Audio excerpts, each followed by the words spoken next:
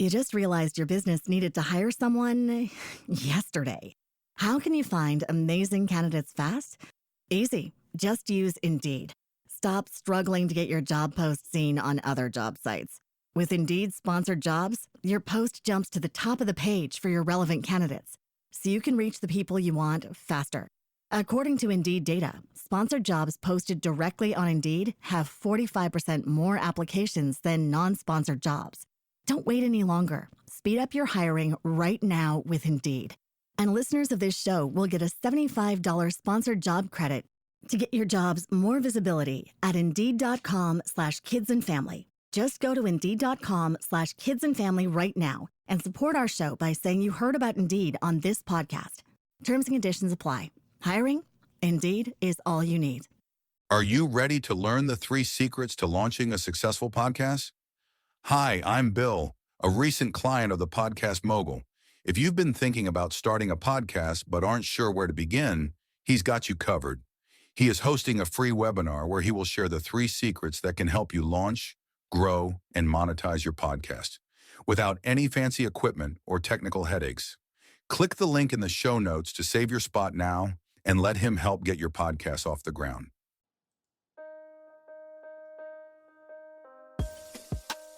You're listening to Invest in Yourself, the Digital Entrepreneur Podcast, brought to you by Phil Better, Inc.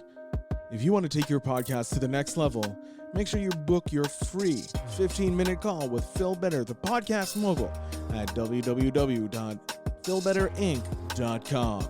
Ladies and gentlemen, welcome to Invest in Yourself, the Digital Entrepreneur Podcast. I am, of course, Phil Better, and with me is Andrew Logan, an entrepreneur from down under, who had me recently on his podcast, so I'm returning the favor. Andrew, welcome to the show. Mate, great to be here. Thanks for having us on. It's my pleasure. It's my pleasure. Returning the favor, just like all podcasters got to do. Andrew, please introduce yourself to my audience, because I always fail at introductions, and I'd rather have the guests promote themselves. Yeah, no worries. Well, I guess, as you were saying, a podcast talking about investing, and it's a subject I've been fascinated with for 20 years now. So I followed the traditional path, and I had 2 very hardworking white collar parents, and it was, they worked hard and sacrificed a lot to put us through a good school. So we got a good education, so we could then go to a good university and get a good degree. And that's what I had been told my whole life. I was academically strong. So for my whole life, I was told, go be a doctor. You got to go to med school, be a doctor, because doctors get paid a lot, and that's how you get ahead in life. And so go over and just leave us a 5-star review, just to let us know what you like about the episodes, and I guess that's what you just brought up with. And kind of looking back now, I don't know if I wanted to be a doctor, or I was just told from about 7 years old that you're smart, you should be a doctor, kind of thing. But I was going down that path, and I did have I was very active, I was very sporty, so I kind of had that sports science, orthopedic surgeon mindset, and I thought, well, here's my way to have a successful life. And then 20 years ago, I was at university, and I started reading books like Robert Kiyosaki's Rich Dad, Poor Dad, and that was the first one. And then you start reading, you go down that rabbit hole and read a lot of the others. And that's when I first started just questioning, well, actually, am I on the right path? Like there's nothing specifically wrong with this path. I just don't know that it's for me. Mm-hmm. And I discovered that there are other paths, and you can walk down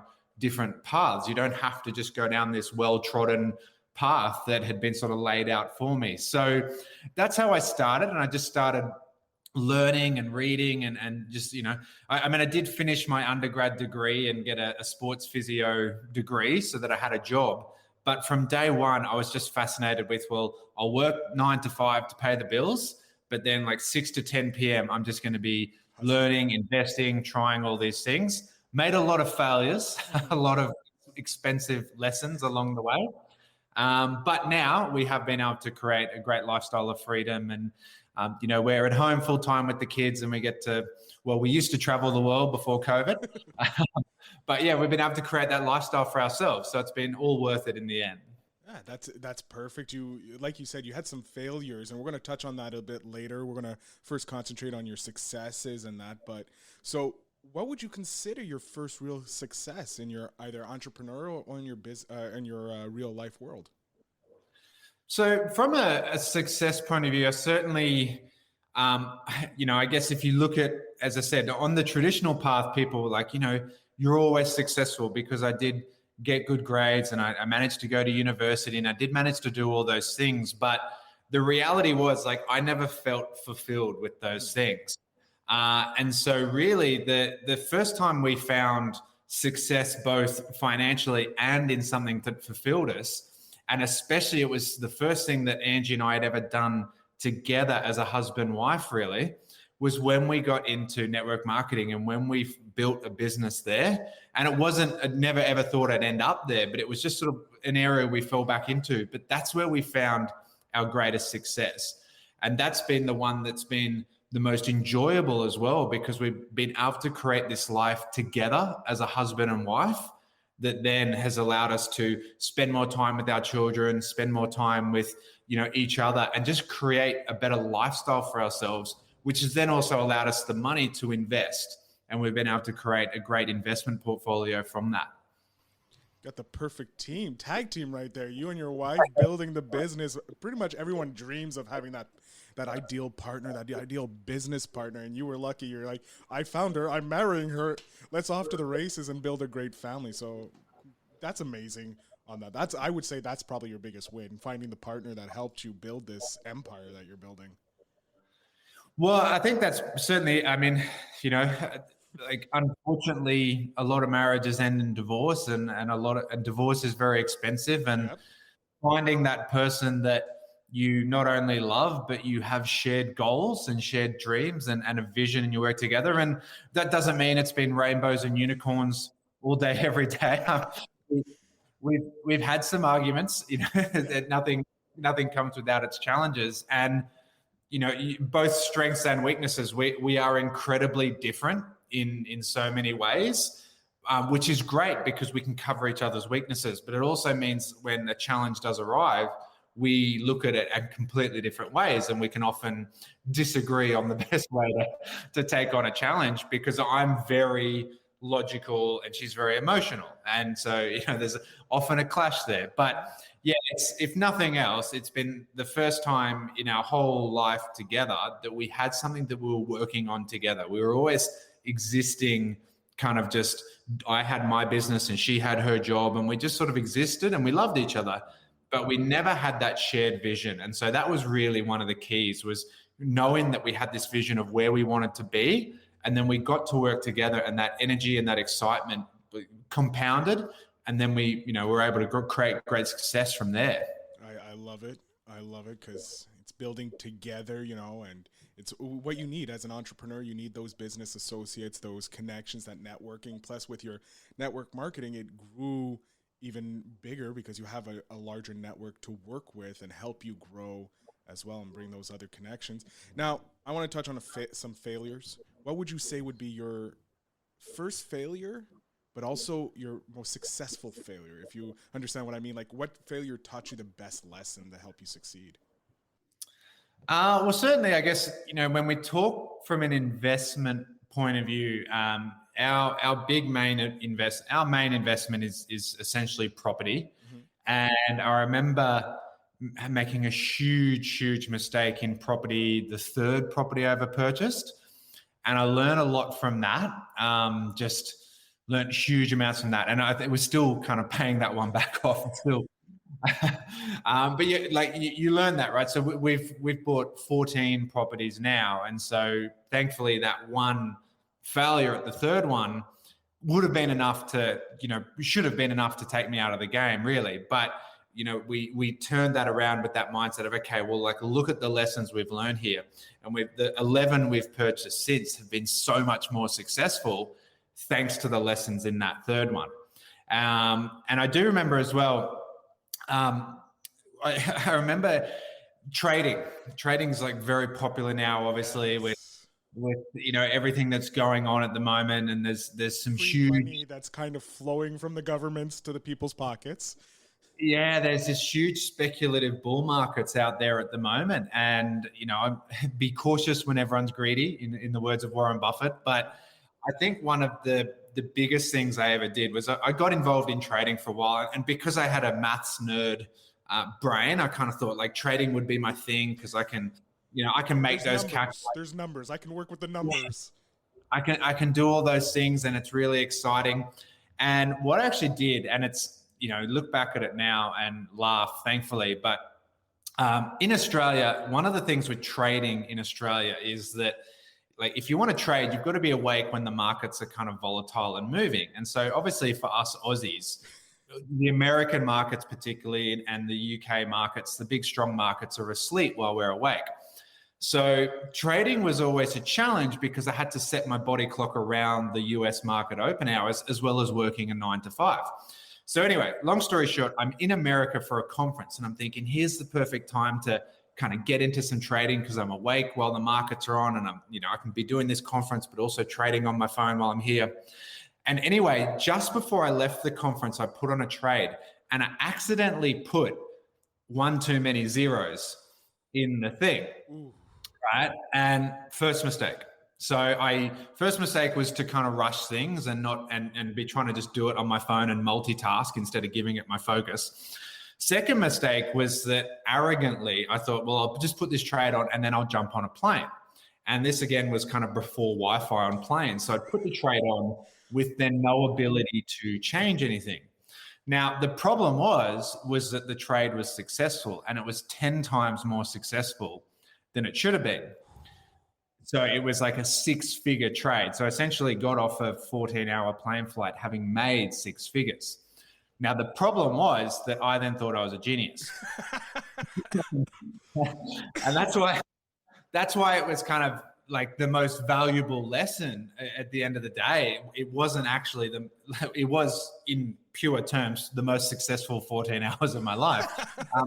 But it was also the most expensive 14 hours of my life, because from that point on, I thought I was a genius, and suddenly all your risk assessments go out the way, all your calculations go out of the way, and you just start gambling emotionally, and you go away from trading with a plan and trading based on risk and reward versus risk and all those sorts of things, and you go into just gambling essentially, and that's where so many people can get stuck. And I had an email from a guy just today, like we were talking about it, and it was saying, that's when I just started just putting on all these kind of crazy trades, and I gave that 6 figures back in about 72 hours. So, easy come, easy go at the end of the day. And, we walked away at the end of the week even. So thankfully we didn't lose money across the scenario, but that was an incredible lesson in how quickly the market can giveth and how quickly it can take away, and how we just always have to remember that investing and trading and whatever we want to get into, if once the emotions come in and once we think we're above the game and we're smarter than Wall Street, it is a slippery slope. And that's what we're worried about at the moment, isn't it? There's so much speculation out there that's so easy to make money.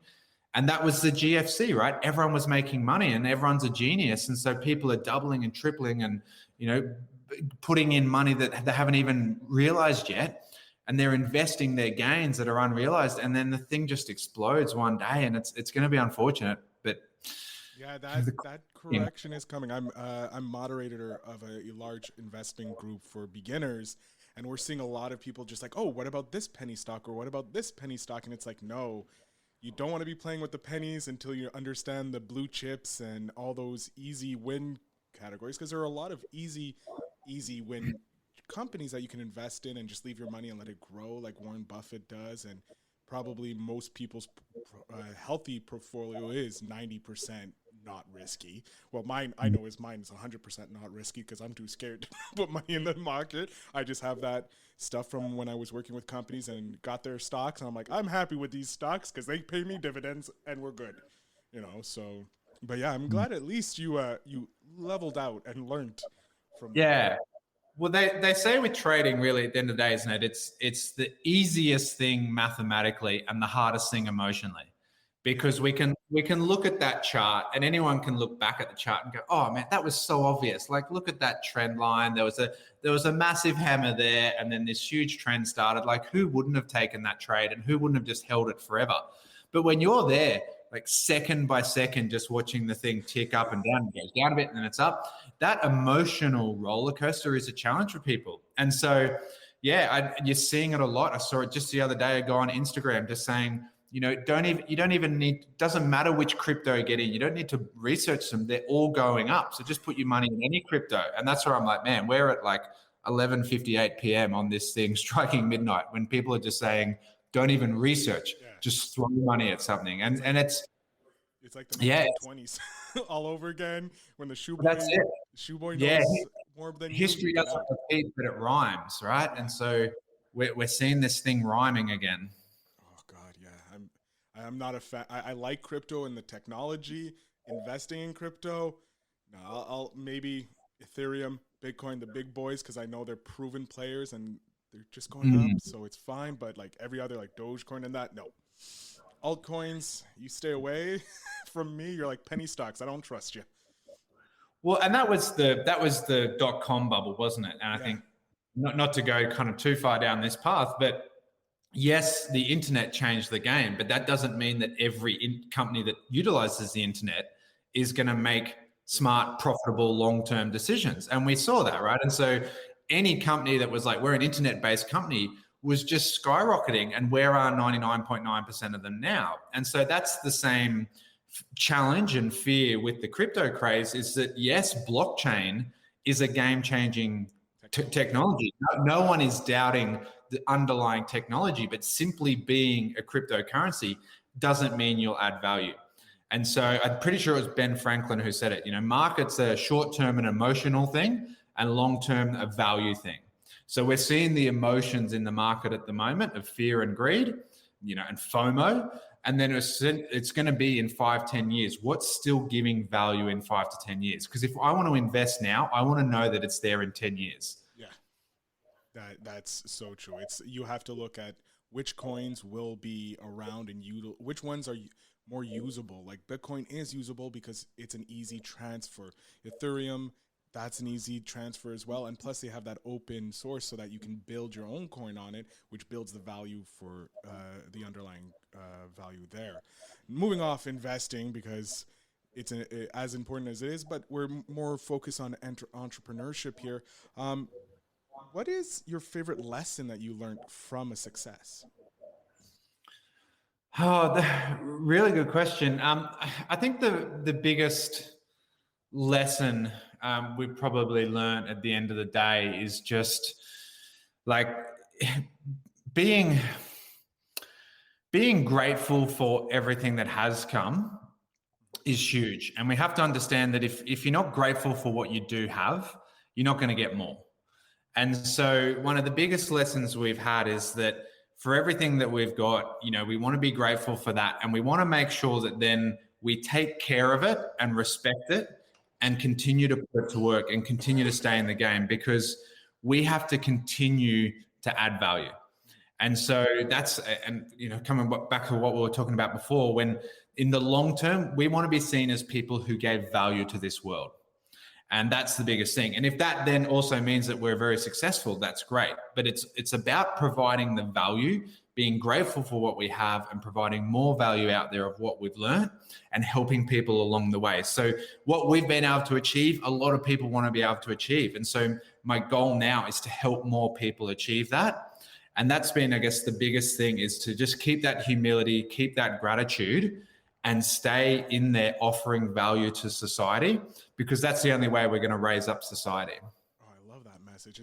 It's something that I feel really connected to, because that's what I like to do with my podcast. Like whenever I get a new client, I always find someone to do pro bono work with to help them build their podcast, because it's only fair that I share my knowledge and charge the people who can afford it, because they can afford it, whereas these other people aren't able to afford my services because I'm slightly expensive. But still, you have to give back to everybody else because they're helping you grow as well. Yeah, definitely. And it's if you make it to the penthouse, you got to send the elevator back down, isn't it? But I think that's the key. And when you look at any super successful person at the end of the day, it all came down to, they all talk about the mental. All successful people had a mentor in their life. And every movie we watch, there's that formula of every movie, where there's that we get introduced to the character and there's a challenge in their life, and then the mentor comes in, the Obi-Wan Kenobi who comes in and shows Luke what to do. Yeah. And then they're able to not only defeat the Galactic Empire, but defeat their own kind of personal dad issues that are going on and all those sorts of things. So I've been blessed to have amazing mentors along the journey. And then I want to be able to provide that as well. I want to mentor other people to do the same, because we can then, if we can pay it forward, then everyone benefits, right? And we're able to create a new generation of value into this world. I fully agree with you, because that's what you need. You need to help the next generation become just as successful as you are, because if not, they're going to flounder and never raise up, and our society can be deconstructed, and we don't want that. We had enough of the dark ages. We're moving into the Enlightenment age, hopefully right now, with the internet providing us with the Library of Alexandria, if you will. I like to call it that, because you have everything at your fingertips. But what is the impact, the overall impact, the ultimate goal in your life? If I snap my fingers, you're on deathbed, I don't want to, it's 40 years, 50, 60 years from now, you're lying in your bed. What is your goal? What did you want to accomplish? The thing I've always said, and I remember being, at the end, being at an event probably 6-7 years ago, and at the end of the event, they kind of pass around the microphones, and I remember grabbing the microphone, and it hit me sort of then. And my goal is that our children grow up and do amazing things in this world. And, whatever they choose to do, whatever vehicle they choose to get into, however they do it, our children grow up and change the world, and they go, you know what, we did that because our parents raised us well. And that's sort of my example, is that, or my goal, I should say, is that everything we do each day, and I think it comes back to exactly what we were talking about before, is that our daughter she's 15 in a couple of weeks. And so, she is at that very, very impressionable stage. She's coming towards, she's got a few years of school left and all those sorts of things. And she's starting to think about her future and all that. And it's a conversation my wife and I have all the time, is that we are in a position where I could just sit and watch ESPN and Netflix for the rest of my life. We have created those assets and those investments that just provide cash flow long term. But what example does that give to our children? What work ethic do they gain from watching us do nothing? And so I want them to see us every day, working on our passion, chasing our dreams, and showing them the power of goal setting and vision casting and providing value, and showing them the modern life. I think a lot of parents particularly have that fear of, I don't want to kind of get involved in anything online or anything, because I don't want my kids to see me on my phone all day. And I'm saying, well, our 14-year-old's on her phone all day. I'm not. It's the only way we can communicate with her. Yeah, I mean, I'd text her, can you come down for dinner? Because she's upstairs with the music on. But I'm not saying that's awesome, but that's society, right? 30 years ago, it was kids doing this. And now we're kind of kids doing this these days. We're doing that now. But why not show them how to actually harness the power of the technology they have in their hand to actually create a lifestyle? And I say to all the parents all the time, would you rather that your kids saw you just go to a job where you're unhappy? Would you rather your kids see you unfulfilled and not excited and carrying the burden of just being unhappy with your life on your shoulders all day, every day? Why not show them passion? Why not show them excitement? And why not work together to create something great and show them how you can do that? So for me, all day, every day, it's there are days where you do just want to sit and watch ESPN or whatever, but it's also what am I modeling for our children each day? And I want them to see us work hard, and then also spend a lot of time with them, be there for the footy trainings, be there for we dropped our daughter at school camp this morning, doing all those things that a lot of parents miss out on, so that they see you can have both. I like it. Kind of like how we grew up, our parents were there, but not all the time. And as we grew older, we found that, no, we can't do that anymore, because society just slams us with so much work.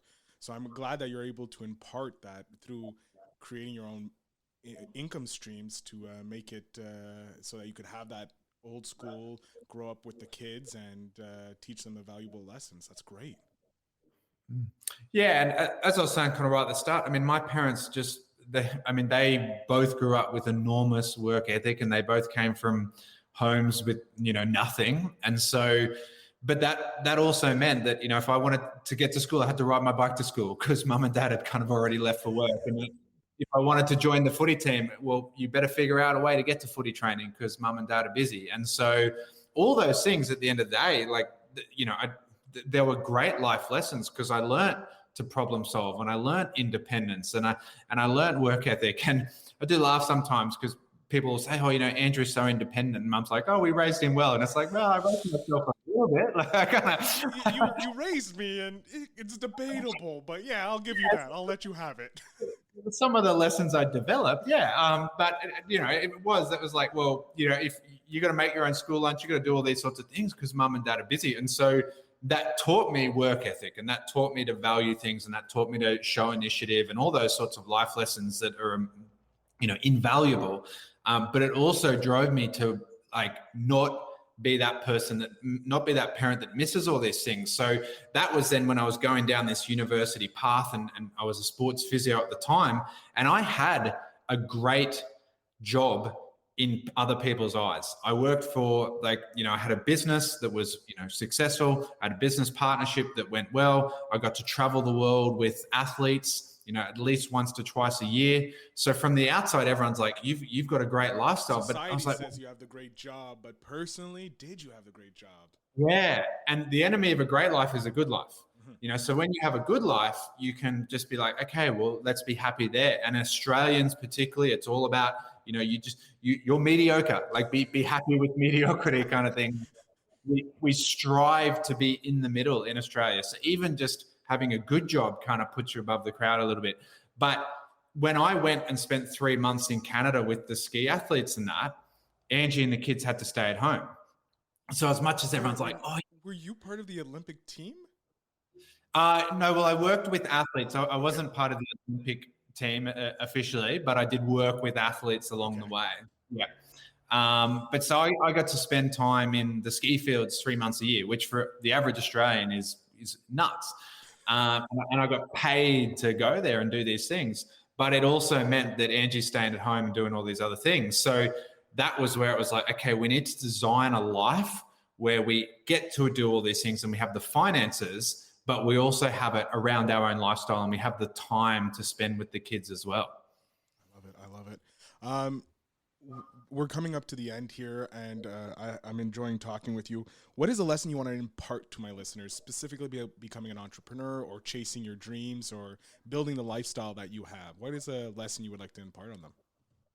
Well, I think it's very, very similar to what you and I spoke about when I had you on in my podcast, and the underlying theme, and I've had a lot of comments from everyone when we did our interview from you, was that the thing that came out, and I've been meaning to message you about this, the thing that came out was just your complete love and passion for what you do.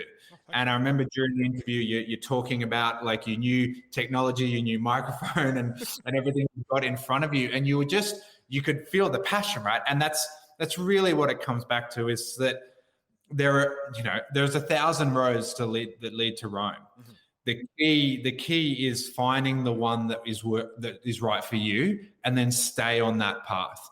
Because too often people kind of feel that they're forced down a path and it doesn't fit them. Or the big thing is we see people just jump paths every day. And today I'm a podcaster, and tomorrow I'm an influencer, and the next day I'm a vlogger, and then the next day I'm going to do cooking classes, and then the next day I'm going to, and they're just it's like switching a car every day, they're trying to drive a different car. So it's find a road that really suits you and that you love, and find what is your passion, because when you work on something that is your passion, it raises your energy. And when you work on something that isn't your passion, or it's someone else's passion, it's a burden that you carry. It's a weight on your shoulders. And that's why there are some people that love their job, and there are other people who come home from their job just uninspired because they've been carrying the burden of someone else's dreams on their shoulders all day. So my big thing would just be, really take the time to discover what it is you love, what would you do every day out of passion anyway? Because when you start entrepreneurship, you're going to do it for free anyway for a while. But then obviously, find that and really get involved in that. And we talked about this, don't be afraid of obsessing over that. Obsessing is a powerful word when it's done on your passion. I'm obsessed with my wife and children, because they're a passion of mine.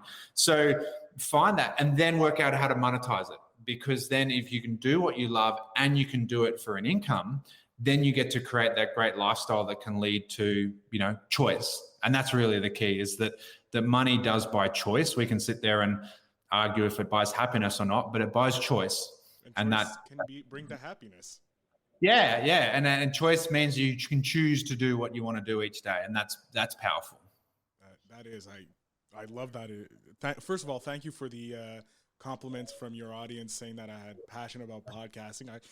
I was worried that I was coming off obsessive and crazy, but I prefer the coming off passionate. That's much makes me feel better. It's true. If you have passion, money comes with passion. Once you find that, it's easy to figure out how to make money because people have done it before. So that's great. We're gonna, just before I let you let everybody know where they can find you and you can promote your offer, which is a free book, which is awesome because who doesn't love reading? What would be one book apart from your own you would advise someone if they're jumping into entrepreneurship to read? Oh, one book. I think, your favorite book. If someone asks you, what's your favorite book about entrepreneurship, or the one book that helped you the most with entrepreneurship, then? I think the one book that I love, that I did buy up a huge volume of a while back, and I love to give to people as a thank you, for people who, or like someone who's recommended my podcast, or someone who's done like a social media shout out for me. I love to send them a little gift to say thank you. And so that's The Compound Effect by Darren Hardy. And it's not a huge book, but it's all just about people have that mindset that it's one decision. You just made the decision to become a podcaster and that's why you're successful. Or people think there is just that one thing where you go all of a sudden from here, A to Z. But it's the snowball. It's the compound effect of slightly better decisions each day. Jeff Olson has a book called The Slight Edge, which is very similar. And it's the same thing. And he talks about that, if you have a Mars bar tomorrow, nothing's really going to change. But if you have one Mars bar a day for a whole year, then you're going to look very different, right? And it's that compound effect of just slightly better decisions each day. And you make a slightly better decision about your health, and you make a slightly better decision about your business, and you make a slightly better decision about your finances. And that compound effect over 1, 3, 5, 7 years will be enormous. And then everyone will be like, wow, you're an overnight success. It's that compound effect. So that would be one, compound effect, Darren Hardy. Excellent. That's the first time I've heard that, and it's definitely going on my list of books to buy. This is secretly I asked for myself, but I know it's going to be beneficial to the audience as well, because I'm a voracious eater. I'm currently reading Think and Grow Rich, and it's a great book, and I just found out that it's becoming a movie, so that's great as well. But no, I've seen you for that. Yeah.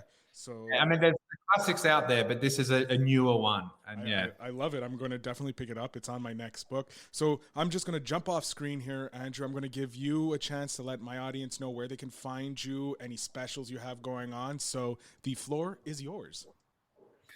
Oh, thank you, mate. So look, if you want to follow me on social media, at Instagram, I'm at Andrew James Logan. On Facebook, I'm Andrew Logan. And I have a YouTube channel, which is Leverage to Legacy.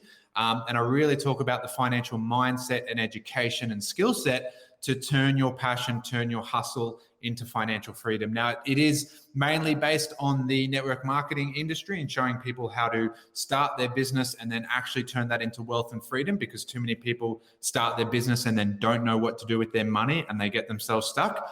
But there is some just great money advice and general advice. So I also have a podcast called The Way Out, which is very similar content to the YouTube channel, where we're just talking about really the financial mindset and skill sets of hustling and turning that hustle into financial freedom. And then you can also reach me at my website, andrewlogan.net. And there is a free book on there, and that's the 7 steps to financial freedom. So take you through some of the financial skills and mindsets that you need to build a business and then turn that into financial freedom. So thanks for having me on, Phil. Great to be here. And thanks to everyone for listening. And yeah, we'll see you on the next episode. I love it. Wait, I'm muted there. No, it's great. The podcast is awesome. I'm catching up on it. I love listening to it because you're a great presenter and a great interviewer. The links, of course, will be in the show notes down below so that all my audience can follow you from your website to your social medias, because you put out a lot of content that's really great, and I'm very thankful to be following you because it just makes my life smarter. That's the investment I'm doing. So Andrew, thank you for taking the time. I know you're a very busy man with your family and, of course, your businesses. So thank you for taking the time to talk to me and my audience today. Mate, absolute pleasure. Thanks for having me on. Everybody, remember, make sure you check out Andrew and invest in yourself. Hey, I want to thank you so much for listening to this awesome episode. I do have a small favor to ask you. If you could go over to Apple Podcasts, if you're using Apple Podcasts, go over and just leave us a 5-star review just to let us know what you liked about the episodes, what you're liking about the season, and maybe some upcoming guests you'd love to see on the show. So again, just go over to Apple Podcasts, search Invest in Yourself, the Digital Entrepreneur Podcast, and then leave us a 5-star review. It would mean so much to us. I thank you for listening, and we will see you in the next episode.